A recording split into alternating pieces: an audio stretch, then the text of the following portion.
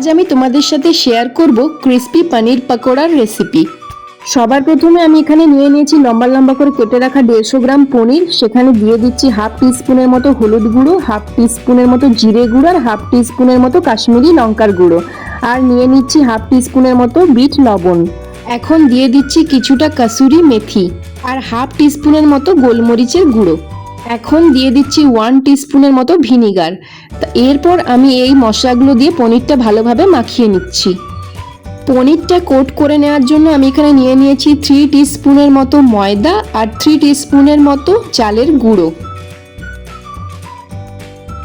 এখন আমি এরই সাথে দিয়ে দিচ্ছি হাফ টিস্পুনের মতো বিট লবণ আর হাফ টিস্পুনের মতো বেকিং সোডা আর হাফ টিস্পুনের মতো জিরে গুঁড়ো আর হাফ টিস্পুনের মতো কাশ্মীরি লঙ্কার গুঁড়ো। এরপর আস্তে আস্তে জল দিয়ে আমি এটার একটা স্মুথ ব্যাটার তৈরি করে নিচ্ছি। এখন আমি একটা অন্য পাত্রে নিয়ে নিচ্ছি প্যানকোর ব্রেড ক্রাম্বস, তার সাথে দিয়ে দিচ্ছি হাফ টিস্পুনের মতো বিট লবণ আর হাফ টিস্পুনের মতো গোলমরিচের গুঁড়ো। এরপর আমি এটা ভালোভাবে মিক্স করে নিচ্ছি। এখন মশলা দিয়ে মাখিয়ে রাখা পনিরগুলো একটা একটা করে নিয়ে ব্যাটারের মধ্যে ভালোভাবে কোট করে আমি প্যানকোর ব্রেড ক্রাম্বের সঙ্গে ভালোভাবে কোট করে নিচ্ছি।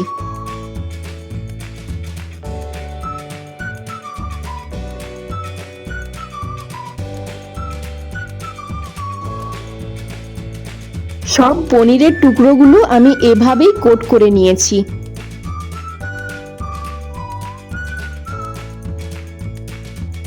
এরপর কড়াইয়ে তেল গরম করে আমি আস্তে আস্তে পনিরের টুকরোগুলো ভালোভাবে এপিট ওপিট লাল লাল করে ভেজে নেব। ভালোভাবে লাল লাল করে ভাজা হয়ে গেলেই তৈরি আমাদের এখানে ক্রিস্পি পনিরের পকোড়া। খুব কম উপকরণ দিয়ে এই ক্রিস্পি পনিরের পকোড়াগুলো আপনারা একবার বাড়িতে অবশ্যই ট্রাই করে দেখবেন। ভিডিওটা ভালো লাগলে আমার চ্যানেলটা সাবস্ক্রাইব করতে ভুলবেন না। ধন্যবাদ।